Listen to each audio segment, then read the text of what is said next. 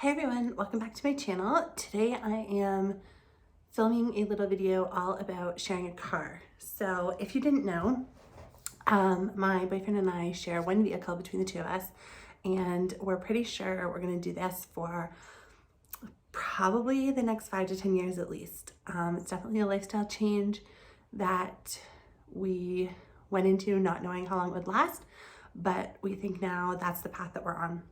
So today's video is my top 5 tips for having one family car, because I think anyone can do it if you do the right steps and have some structure to it. So keep watching to hear my top 5 tips.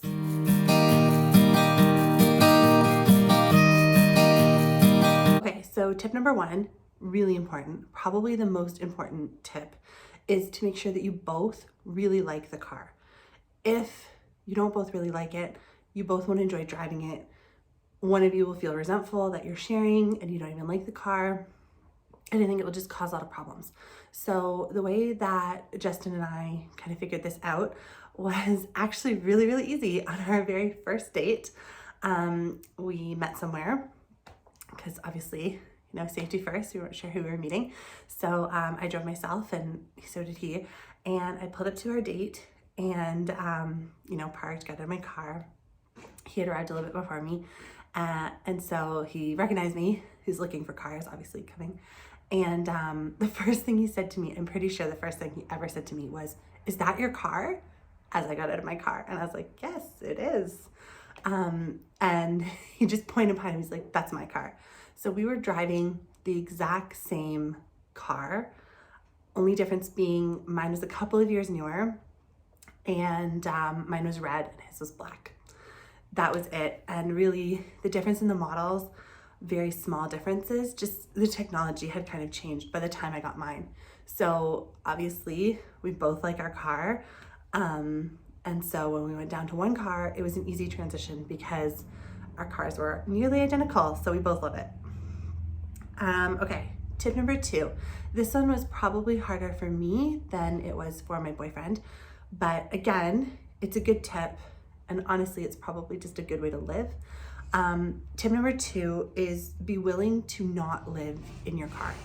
So when I was the only driver of my vehicle, and especially before I had my permanent teaching job, I was doing lots of different things. I worked part-time at a private school. I was a supply teacher for my board that I work in now. I was also still lifeguarding. I babysat.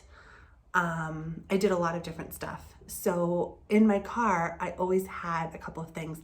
I had a lifeguard bag, an emergency lifeguard bag, in case I ever forgot my stuff. So it always had a bathing suit, a really small towel, a travel size shampoo and conditioner. That was always in the car. I didn't always have a teacher bag, but I often had a teacher bag of just like a notebook, cards, games, just junk, honestly. I needed it at the time. I always had snacks in my car. I had an emergency thing of snacks. It really was, there were always 2 or 3 bags in my car at any given time. And it was just in case something were to happen.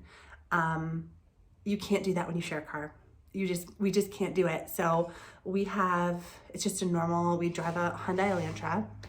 And there's just no room to just keep stuff in there all the time, because chances are we're both in the car. Chances are the dog is with us, and there just isn't room for all this stuff if we are busy living our lives. So when Justin goes golfing, he puts the golf clubs in. When he gets home, he takes them back out. Same for me. I go paddleboarding. Paddleboard goes in. I get home, paddleboard comes out.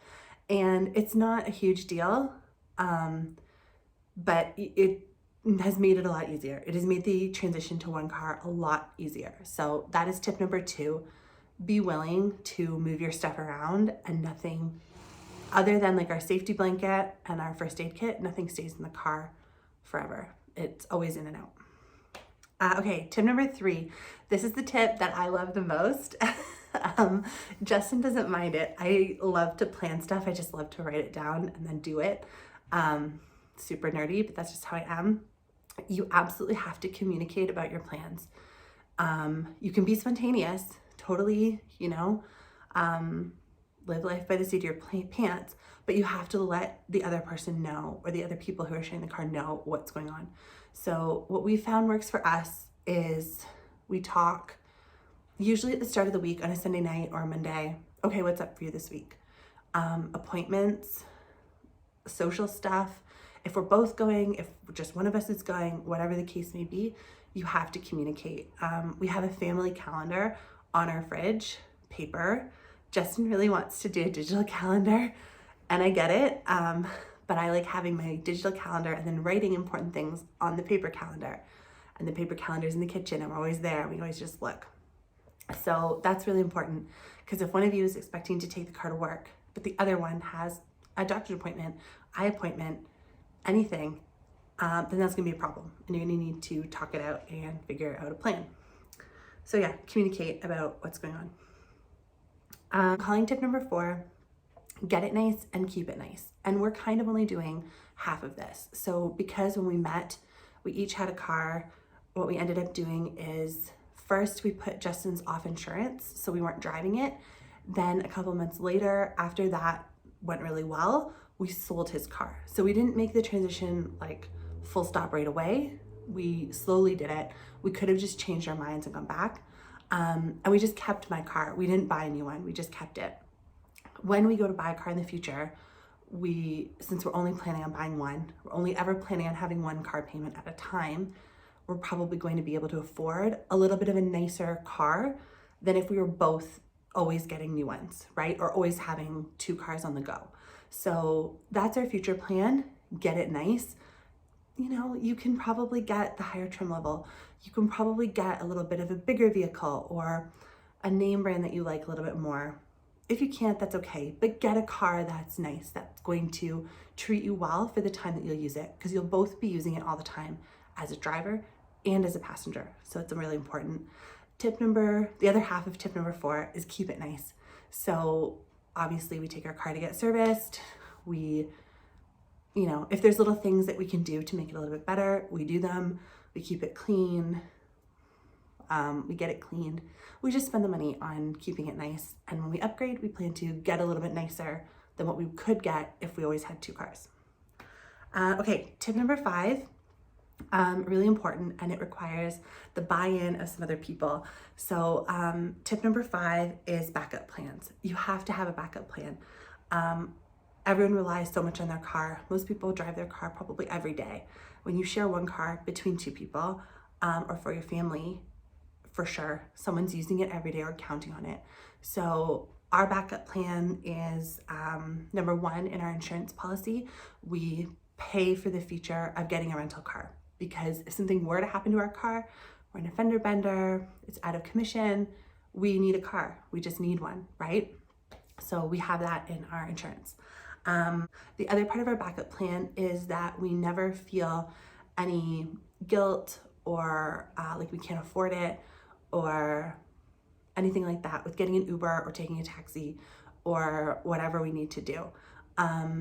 We haven't taken that many Ubers or taxis since we've been doing this. It hasn't really come up. We usually have a plan that we don't need to, but if we do, there's no harm in that. No, not a question. Yeah, take an Uber. Get to where you need to go, for sure. Number 3, our backup plan is family and friends. We are so lucky to have amazing family and amazing friends. So we often host. We have an amazing house. We love to have people over, unrelated to our car situation. We just like having people. So we often invite people here. Obviously, the 2 of us can go anywhere together in the car. Here's a really good example. A girlfriend of mine had a wedding out of town. I was there a little bit earlier than my boyfriend to help set up and help my friend with all of that stuff. So he drove me halfway. Another friend picked me up, drove me the rest of the way, and she was just my driver the whole weekend. So so grateful to have people in our corner that help us out with this. And so far it's been really easy. I'll ask for a ride, but I'll buy you dinner or, do something to kind of treat you back.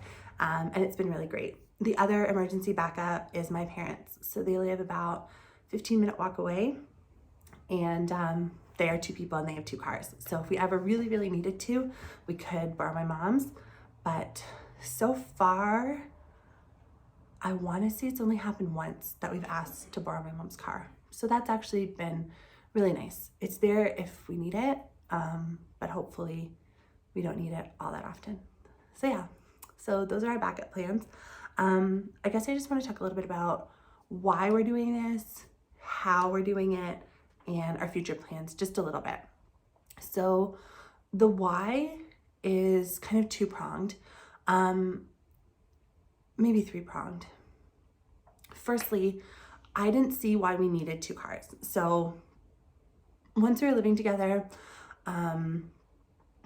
my partner now, he works from home since COVID, and there's really not a clear end date for him to go back to the office. So it may be that he works from home forever, or at least the next long while. We don't know. Before he was working from home, obviously he went into the office, but even then, he had a friend pick him up and drive him in to save on parking. So both of them, if they had both driven, it's like $10 a day to park in downtown where their office is. So by having her pick him up most days, they split that cost. So already one person was mostly not driving their own car to work. The second thing is I work really close to where I live. And that's kind of on purpose and kind of a happy accident. When I was getting my first teaching job, I picked my school.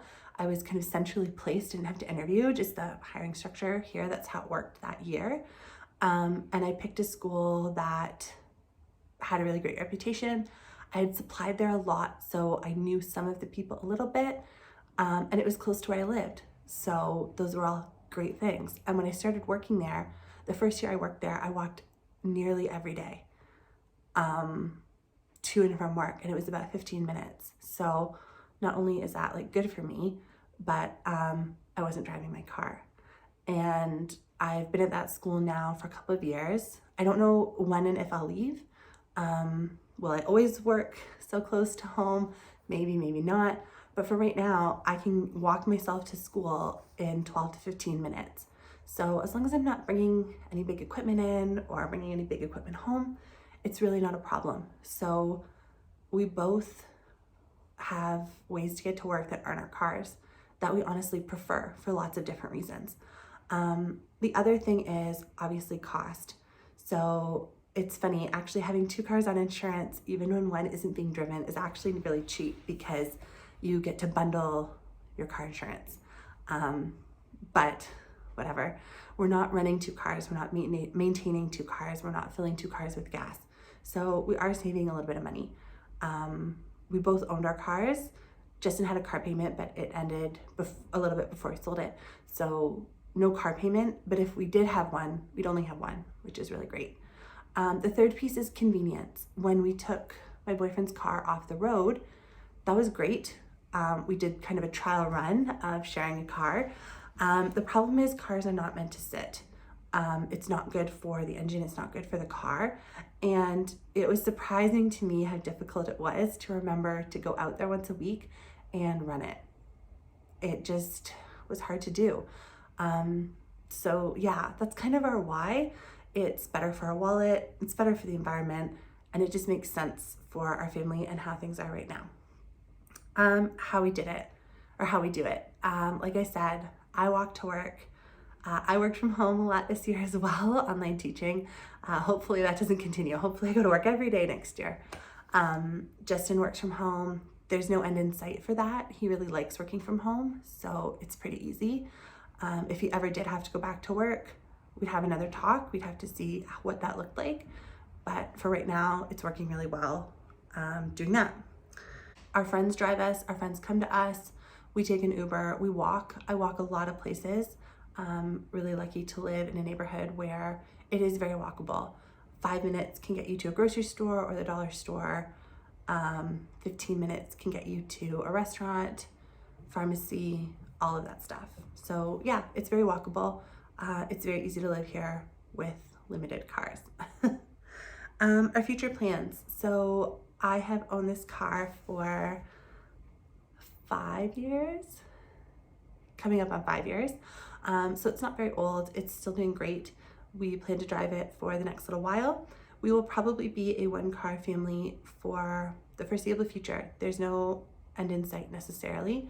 And we're hoping that that means that when it comes time to get a new car, we can afford something a little nicer or something a little bigger or just something, you know, a little more special. When I bought this car, I did not have a permanent job. I had just bought a house or was just about to buy a house, and it was a stretch.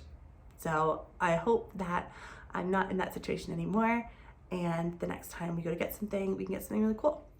So yeah, if you are a one-car family or a no-car family, or you're not sure if you would ever do this, comment down below, let me know what you think. It works for us. I know it won't work for everyone. Everyone's situation is totally different.